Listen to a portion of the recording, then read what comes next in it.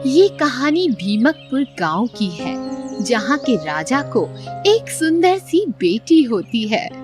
राजा खुश होकर सारे राज्य में समारोह का ऐलान करता है।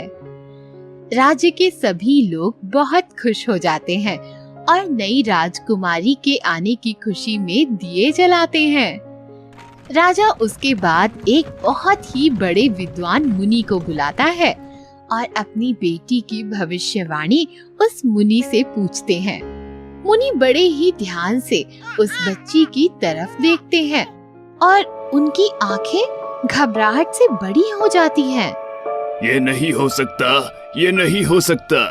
पूरा दरबार और राजा ये सुनकर घबरा जाते हैं और तुरंत पूछते हैं, क्या हुआ मुनि जी, बताएं, आप इतने घबराए हुए क्यों हैं?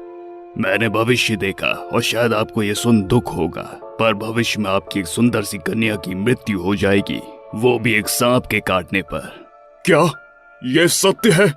आखिर क्यों? हर चीज का उत्तर मिले यह जरूरी नहीं, और हाँ, इसे रोकने का उपाय जरूर सोच सकते हैं। आप मुझ पर यकीन रखिए, मैं कुछ सामग्री बता रहा हूँ, वह ले आइए और एक बड़ा सा अग्निकुंड हवन के लिए तैयार कीजिए। मुनि के ये कहने पर तुरंत सारे सिपाही काम पर लग जाते हैं और फिर सब लोग शाम को महल के बाहर अग्निकुंड के पास इकट्ठे होते हैं। मुनि वहां आकर सारी सामग्री देखता है और उस कुंड में सिपाहियों से कह चंदन की लकड़ियां और सूखा भूसा डलवा देते हैं और फिर उसमें कपूर डाल आग लगा लेते हैं। आग की लपटें जोरों से उठने लगती हैं और फिर मुनि कुंड के सामने जोर जोर से मंत्र पढ़ने लगते हैं।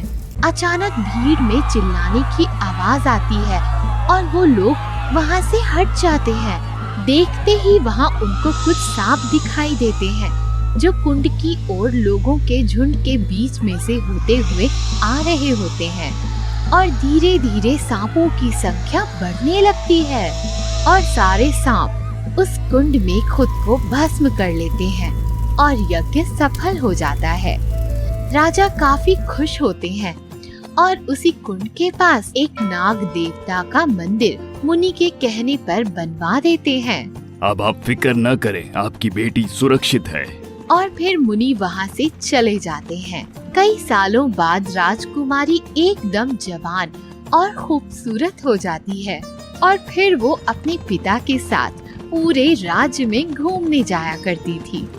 एक दिन राजकुमारी अपने पिता के साथ जब राज्य में बने बाजार में घूम रही होती हैं, तभी उन्हें अचानक एक नौजवान सपेरा वहाँ दिखाई देता है जो कि सांपों को अपने सर पर बिठाकर उनसे खेल रहा होता है। राजकुमारी तुरंत वहां पहुंचती है और उन सबको उस सपेरे के सिर पर फन फैलाए झूम रहा देखती है। तुम्हें डर नहीं लगता इससे? कभी इसने तुम्हें काट लिया तो? आप फिक्र ना करिए राजकुमारी जी, यह मेरा बचपन से काम का हिस्सा है और मैं इन्हीं के बीच पला बड़ा हूँ, तो अब आदत सी हो गई है। वाह, हमने तुम जैसा अच्छा और बहादुर नौजवान कभी नहीं देखा जिसे सांपों से इतना प्रेम हो। सपेरा राजकुमारी की बात सुन बहुत खुश हो जाता है और राजकुमारी की सुंदरता देख उसका मन मोह जाता है। तभी राजा वहां पहुंचते हैं और अपनी बेटी का खुश चेहरा देख उस सपेरे को 3 सोने के सिक्के देते हैं और फिर वो लोग वहां से चले जाते हैं। जैसे ही वो लोग राज्य पहुंचते हैं, मंत्री भागे भागे राजा के पास पहुंचता है और राजा को बताता है, महाराज माफ करें, पर यह बात बहुत ही जरूरी है। कल रात जंगलों की सैर करते समय हमारे कुछ सिपाहियों ने कुछ देखा और वे काफी डर गए। एक विशाल सा बड़ा सांप जिसके सर पर चमकती हरी रंग की नाग मणि है और वो काफी जहरीला भी साबित हो सकता है। राजा ये सुन काफी गहरे चिंतन में पड़ जाता है और फिर उसे एक सुझाव सूझता है। वो तुरंत ही राज्य के सभी लोगों को इकट्ठा करता है और वहाँ पड़ी सभा में ऐलान करता है, हमारे राज्य के जंगलों में एक बड़ा ही शक्तिशाली नाग है जिसके माथे पर एक हरी रंग की नाग मणि है।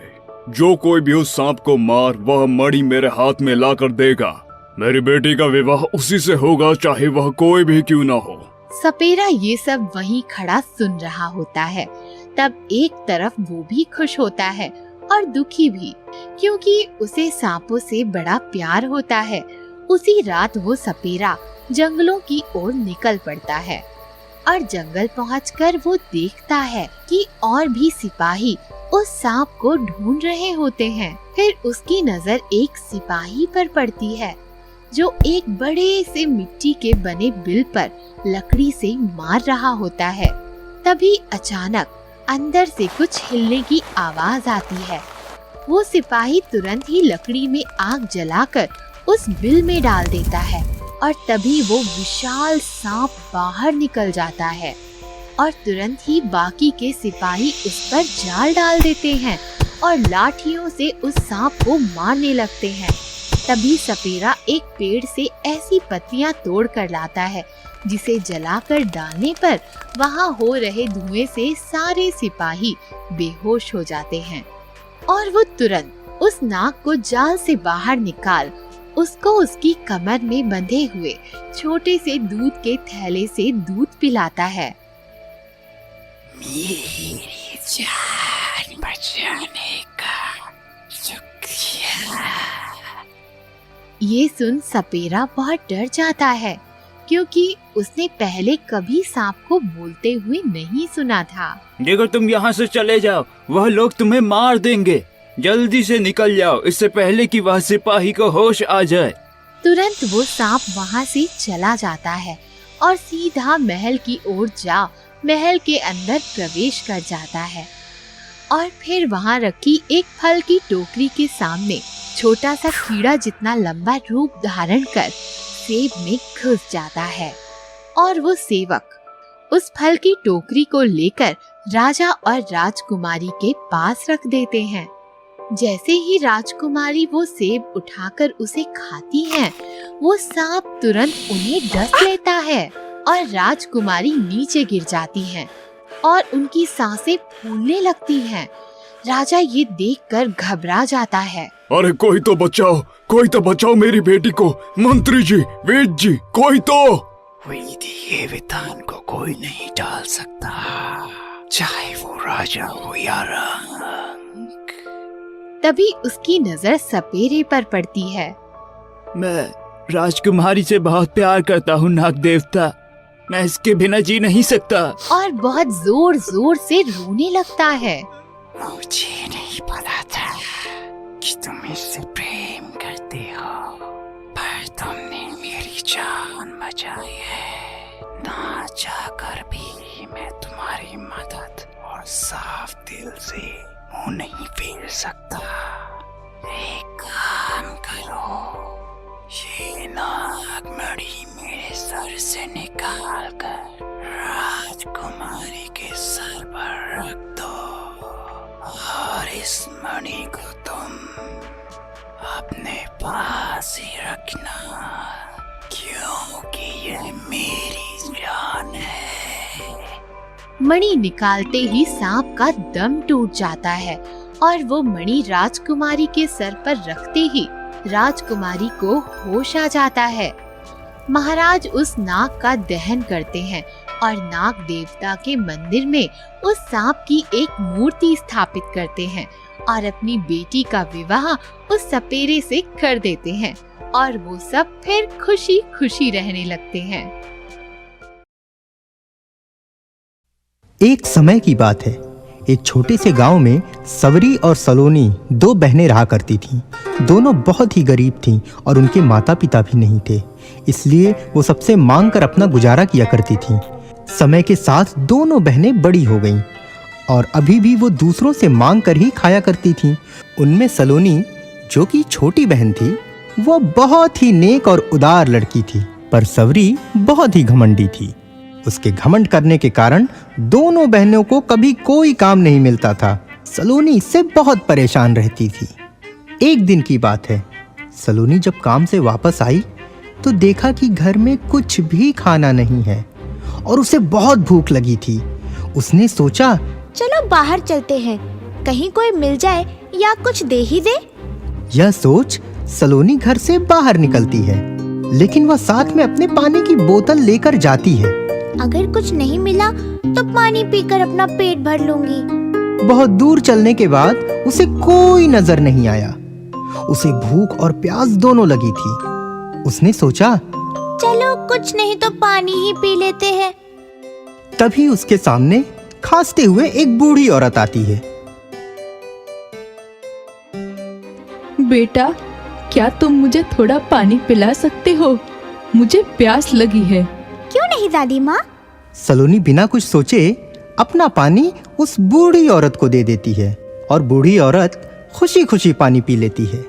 तुमने तो सारा पानी मुझे दे दिया, अब तुम क्या पियोगी? कोई बात नहीं दादी माँ, मैं घर जाकर पी लूंगी। सलोनी की ये कहते ही बूढ़ी औरत एक सुंदर परी के रूप में बदल जाती है और उससे कहती है, सलोनी, तुम बहुत ही नेक और उदार लड़की हो। मैं तुमसे बहुत खुश हूँ। तुम्हारे बारे में सब कुछ जानती हूँ, इसलिए मैं तुम्हारी सहायता करना चाहती हूँ। इसलिए मैं तुम्हें एक उपहार देती हूँ। ऐसा कहते ही परी के हाथ में अचानक एक बर्तन आ जाता है और वो सलोनी को देती है। ये लो, ये एक जादुई बर्तन है, तुम्हारे बहुत काम आएगा। इससे तुम जो भी खाने का सामान मांगोगी, ये पकाकर तुम्हें दे देगा। पर हाँ, एक बात का ध्यान रखना, जब तुम इसे रोकना चाहो तब इसे कहना कि रुक जाओ, मेरा पेट भर गया, तभी ये खाना बनाना बंद करेगा, नहीं तो ये बंद नहीं होगा। इतना कहकर वो जादुई परी वहां से गायब हो जाती है। सलोनी खुशी खुशी घर आती है और सवरी को उस जादुई परी और उसके दिए हुए बर्तन की सारी बात बताती है। क्या बच्चों सी बात करती हो? बर्तन भी क्या खाना पका सकते हैं? लेकिन सुनो तो सही, ये एक जादुई बर्तन है। मुझे तो बहुत भूख लगी है, तुमको खाना हो तो आ जाना। सलोनी बर्तन से मीठे चावल मांगती है और ये क्या, तुरंत ही मीठे चावल उस बर्तन में से निकलने लगते हैं। तभी उसकी बहन भी ये सब देखकर आश्चर्यचकित हो जाती है और वह भी खाना खाने आ जाती है। अब तो तुम्हें विश्वास हो गया ना कि ये एक जादुई बर्तन है। ठीक है, ठीक है। अब सलोनी खुशी खुशी रोज काम पर जाती है और उसे खाने की कोई चिंता नहीं रहती। काम मिले ना मिले, वो हमेशा खुश रहने लगी। उसे इस तरह से खुश रहता देख उसकी पड़ोसी में रहने वाली उसकी सहेली को बड़ा अचंभा होता है कि सलोनी रोज तो खाना मांगने मेरे यहाँ आती थी, आजकल क्यों नहीं आती है, और बहुत खुश भी रहती है। ये पता लगाने के लिए वो सलोनी के घर जाती है जहाँ टेबल पर बर्तन रखा होता है और दोनों बहनें खाना खा रही होती हैं। अरे रानी, तुम आओ आओ, हमारे साथ खाना खाओ। तुमने हमें बहुत बार खाना खिलाया है। रानी भी सबके साथ खाना खाने लगती है। तभी रानी के मन में ख्याल आता है कि ये क्या है, खाना कैसे निकल रहा है। तब वो सलोनी से पूछती है, इतना खाना कैसे निकल रहा है? ये एक जादुई बर्तन है, इससे जो भी खाना मांगो ये बर्तन देता है। रानी के मन में एक ख्याल आता है, क्यों ना मैं भी रोज खाना मांगकर अपने और अपने घर का पेट भर दूं। माँ को खाना नहीं बनाना पड़ेगा। एक दिन की बात है, दोनों बहनें कहीं घूमने गई हुई थीं। यह देख रानी चुपके से सवरी और सलोनी के घर में आती है और उस बर्तन से मीठे चावल मांगती है। जैसे ही रानी ने उसे चावल बनाने का आदेश दिया, उस बर्तन से मीठे चावल निकलने शुरू हो जाते हैं। रानी बहुत खुश हो जाती है और देखते ही देखते चावल बर्तन से बाहर आने शुरू हो जाते हैं। अरे बस बस, मुझे इतना ही चाहिए और नहीं चाहिए। लेकिन बर्तन रुकने का नाम ही नहीं लेता है और चावल निकलते ही जाते हैं। रानी बहुत घबरा जाती है। वो क्या करे, देखते देखते पूरे घर में चावल फैल जाते हैं और बाहर निकलने लगते हैं। अचानक दोनों बहनें घर में वापस आती हैं, पर दरवाजे पर ही इतना चावल देखकर दोनों बहुत आश्चर्यचकित हो जाती हैं। सलोनी सवरी से पूछती है, सावरी, क्या तुमने बर्तन को कुछ आदेश दिया था? नहीं तो। सलोनी खिड़की से अंदर झांक कर देखती है तो ये क्या, अंदर तो रानी थी और वो टेबल के ऊपर बैठी रो रही थी। तब सलोनी खिड़की में से कहती है, मेरा पेट भर गया, अब बस करो। सलोनी की आवाज सुनकर बर्तन से खाना निकलना बंद हो जाता है। लेकिन जब तक पूरा घर चावल से भरा हुआ होता है तब सलोनी के मन में एक ख्याल आता है कि क्यों ना नए चावल हम गरीबों में बांट दें। इससे कितने लोगों का पेट भर जाएगा। यह सोच वो सवरी से कहती है, सावरी, एक काम करो, जल्दी जल्दी जाकर जो भी गरीब और भूखे लोग दिखे उसे यहाँ पर बुलाओ, हम खाना सबको बांट देंगे। एक तरफ सवरी जाती है, एक तरफ सलोनी जाती है। दोनों सबको बुला लेते हैं और खाना बांट देते हैं। धीरे धीरे सारा खाना खत्म हो जाता है और घर भी खाली हो जाता है। और फिर रानी अपनी उस गलती की माफी मांगती है। सबके बाद सलोनी बहुत खुश होती है कि चलो अब से कोई भी आसपास भूखा नहीं रहेगा। उस दिन से दोनों बहनें खुशी खुशी रोज गरीबों को खाना दिया करती थी। एक दिन अचानक एक आदमी उनके घर में आता है और उनसे वो जादुई बर्तन मांगता है और कहता है, बेटा, मेरे पास घर में बहुत से बच्चे हैं और मैं बहुत दूर से आया हूँ। तुम मुझे ये बर्तन दे सकती हो? मेरे बच्चे बहुत भूखे हैं। सवरी और सलोनी दोनों ने बिना सोचे ये फैसला ले लिया कि बाबा को बर्तन दे देना चाहिए। सलोनी तुरंत बाबा को बर्तन दे देती है।